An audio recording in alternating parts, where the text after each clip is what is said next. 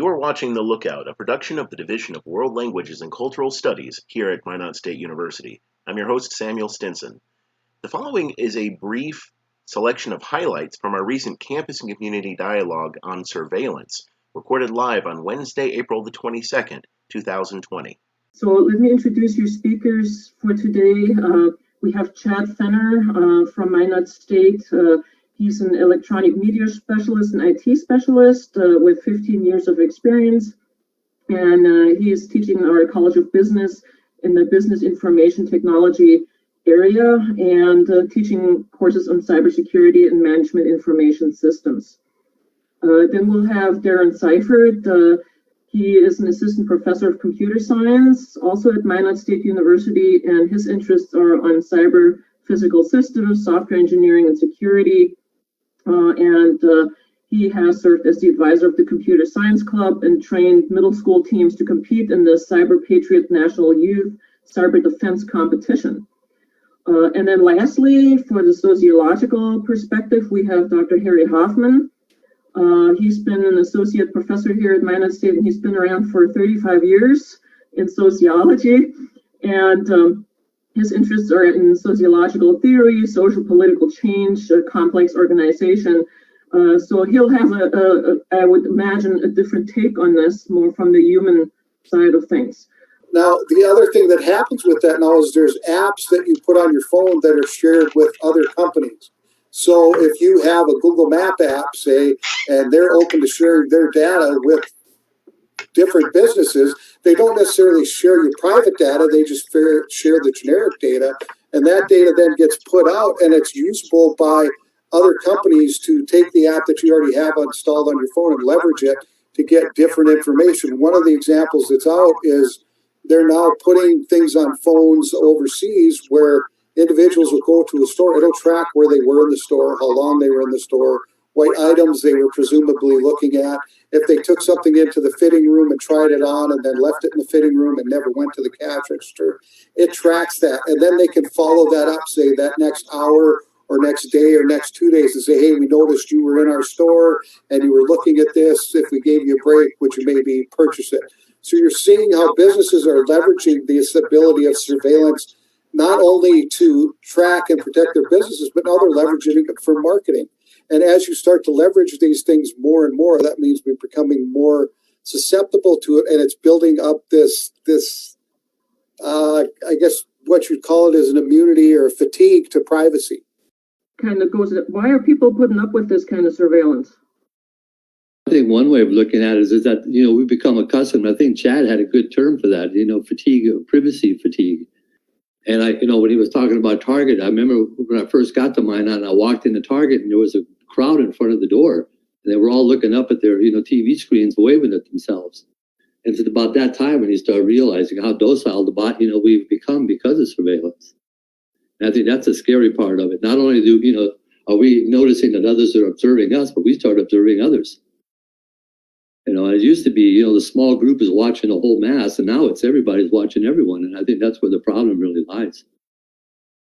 Right. I think I would have to agree. There's a question from Jesse from Facebook. Is there a law with the U.S. where people can control who has what data on them? Well, not that I'm aware of. No, as of yet, I don't believe there is any sort of law that's a federal law that would control that kind of thing. Individual states and jurisdictions kind of have some different levels of protection for that kind of thing, but nationwide there is not. There are two major data privacy laws in the United States, and their abbreviations are HIPAA and FERPA, and they cover educational records and medical data. But outside of that, it's pretty much the Wild West still for most of the country. Well, there is a California law called CPPA, which is the California Privacy Protection Act, which was introduced just last year on the tail end of the GDPR, which is through the European Union, that allows you to at least inquire with a company and say, what are you doing with my data? How are you using my data? Where is my data? And how is it being stored within your company? So the other thing you can do is with the European Union law with the GDPR, they're allowing you to now go purchase something and then giving you the ability to tell that company, once this transaction is complete, I want my data deleted. It's the Right to Forget Act is part of that. Now, you look at that and you go, yeah, but that's the European Union. But as a business perspective, if I'm online and I'm doing business, that means somebody from Germany can actually purchase products from me, which means I am now liable as a business to be aware of that law and to take the acts necessary to protect my business from that. Otherwise, I'm not allowed to sell to any of the consumers that live in those countries. I have a question for Dr. Hoffman. What happens to us when we know we are being constantly monitored? What kind of changes take place in us as individuals? Are we changing? Definitely. And I think, well, one of the changes is that, we start monitoring others as well, to make sure that we still fit into whatever normal is today. And I think people love doing that. We like to kind of police one another. I think that's a good point. Beyond the fact, does it or does it not prevent crime? To what extent does it prevent a small amount of crime justify being able to monitor every citizen? It's like, what are we giving up to help prevent? Maybe it does make crime go down 10%, but if we all are on camera all the time as a result of that, is that really a fair trade-off? Do the police actually have the right to search your phone nowadays for, let's say, a traffic stop? Can they search your phone? It would fall under the same thing as searching your house or your vehicle. If there's a warrant for it and they've got probable cause for it, and a judge says they have probable cause, if they've got that piece of paper, they may not be able to break in, because as you see, Apple is very big at the whole security aspect of their phones, where they didn't even allow the FBI access to that individual's phone that committed that act. So it's got a little bit to do with the manufacturer. It's got a little bit to do with the abilities of the police department. Do they have the technology to actually go in and compromise what's already there in place? But they can at least go back and get your text messages. They can get your phone call records. They can ping it off a tower and see where your location's been. All those things are still doable without you actually having to get on the device. But just like anything else, if you can get onto the device, whether it's a computer, a laptop, or a tablet, and they have the legal right to do so, yes, they absolutely can. Can they do it without your permission? No. It falls on a fine line there. Much like searching your car, if someone has probable cause to believe your phone was used in committing a crime, then of course they can search it, just like they can search your car. If a drug dog comes by and jumps on your phone, maybe they can look at it. Just the same as if they alert on your car. But there are some protections in place there. Obviously you can put a password on your phone. Just like you can lock your front door. So you do have some protections there. If you do not want to let someone into your house, they have to produce a warrant. If you have your phone locked, then they have to get a warrant. But even that, the rules are still kind of being defined. As you guys probably know, things like being able to unlock your phone with a fingerprint or being able to unlock with a face scan, those are all very, very new technologies that laws haven't really fully caught up with. So I guess I didn't read anything in preparing for this exactly about where the law stands right now, but my understanding of the last time I looked into it is that if you use any sort of passcode on your phone, they cannot compel you to enter your passcode. So that it would include a swipe pattern or typing in a number. If you lock your phone with biometric information, they can compel you to provide the biometric information. So if you have a face scan, a thumbprint, fingerprints, they can put the phone on your finger and unlock your phone. The sheer number of devices that we're putting on our home networks is growing every day.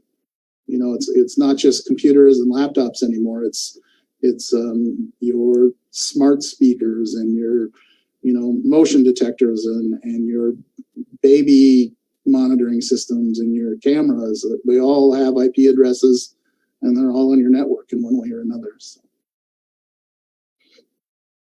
The other issue we have too is you now have 0-day attacks. So attacks are happening in that day and then being taken off. So you may have been compromised, but you don't know what they did, how they did it, what they got to. And that's one of the other things. We can only protect against what we know about. Well, with this attack surface growing, and with the abilities to attack different areas, it's causing issues with how do you protect something you don't even know about. That's the issue. Convenience, right? Isn't that why we do all of it? Oh, but it makes it so much easier. Yeah, but I can make it so that, when you come to our store, you'll get a free sandwich after 6 visits, but you just got to give me your name, your address, your phone number, right? And then I'm going to share that with whoever else. And then it's like, well, it's easier just to go to Amazon and click on one-click buy instead of constantly putting in all my new information and updating my credit card every time I want, right? So we've got all this stuff we do, and then we think about it afterwards and go, well, geez, maybe that wasn't such a good idea. But like I said, once you give it, you can't really get it back. I agree with you. I think privacy is something that we should definitely, kind of keep going. And at the same time, I think, we as consumers need to be a bit more responsible. And I agree with Chad. If you have a concern about something, then don't download it, don't, use it. So I think we need to be a bit more responsible too. But at the same time, technology is what it is. And it's, it's getting better. And so I think we as citizens have to be a bit better too, a bit more conscientious about what we do. Okay, well, I'd like to thank our participants, Harry, Darren, Chad. Thank you so much. I think it went great. Thanks to the participants on Facebook. I think we had a pretty good turnout and quite some interest in the event. I hope we can see everyone in person again in the fall at the Northwest Arts Center. So please stay tuned. We've not decided on the topic yet, but we'll pick something interesting. So thanks again for visiting, and have a good evening.